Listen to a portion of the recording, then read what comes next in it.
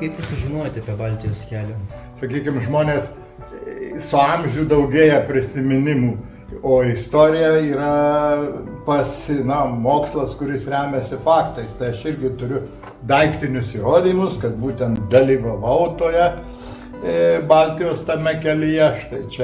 Štai šitoj nuotraukoj matosi, kaip lėktuvas skrendantis virš autostrados barsto gėles. Kaip sužinojom apie tą Baltijos kelią?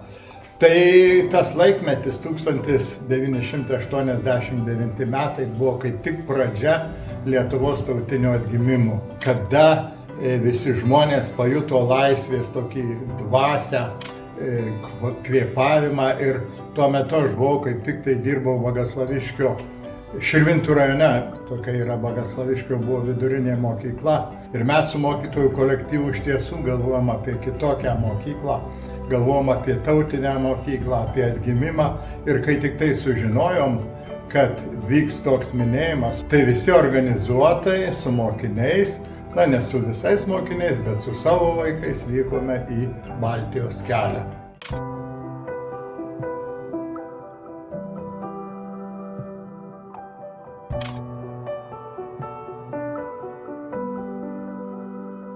Apie Baltijos kelią buvo labai garsiai ir iš anksti jau pradėta kalbėti, ir vis radijas, televizija, visos informacinės priemonės skelbė apie tai, ir kadangi 3 Baltijos šalys tame dalyvavo, tai čia jau buvo organizuojama iš anksto visą tai, ir informacijos buvo labai daug apie tai.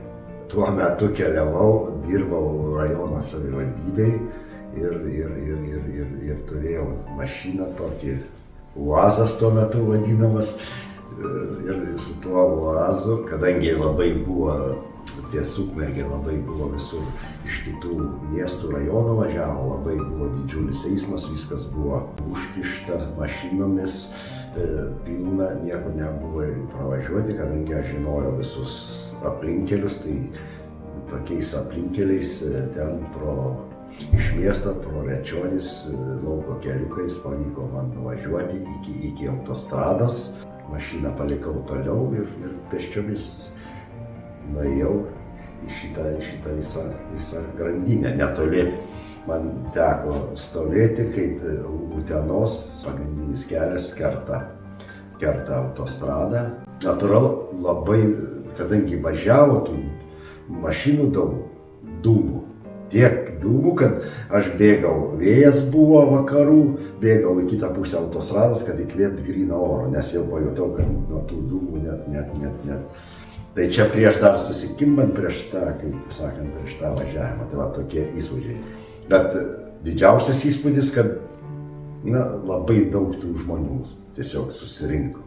Labai daug susirinko žmonių palaikyti, kaip sakant, šitą idėją, šitą Baltijos kelią.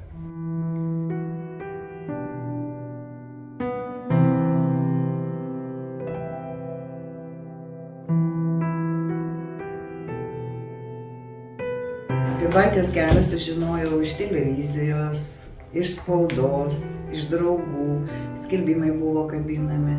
Į Baltijos kelią nukeliavau pėsčiomis, kadangi stumiau vežimėlį su savo dukra. Toks draugiškumas, vieningumas, tas toks rankų susikabinimas, ir įsivaizduokim, nuo Lietuvos, Latvijos ir Estijos. Tai yra Lietuvos istorijos dalis. Kadangi jie sužino iš to, kaip buvo kovojama dėl tos laisvės, kaip žmonės norėjo, ir manau, jaunimui tai yra paskatinimas siekti savo tikslų ir prisidėti prie geresnės Lietuvos ateities. Siekit savo tikslų, būkit draugiški, vieningi, ir tuomet bus dar geresnė mūsų Lietuvos jaunimo ateitis. Antakalnio gatve iki autostrados ėjom pėsti. Mus lenkė mašinas, autobusai važiavo ten, atėjom iki autostrados, ir radom vietą, kur atsistoti.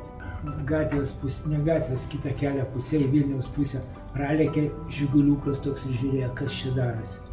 Pasimokyti tai nežinau, ką galim, bet galim prisižinoti, kad jeigu yra problema didelė ir jeigu visi sugeba suprasti tą problemą ir visi nori ją įspręsti, tai vat gali susijungti ir išspręsti. Vat šitaip, vat tokios vienybės.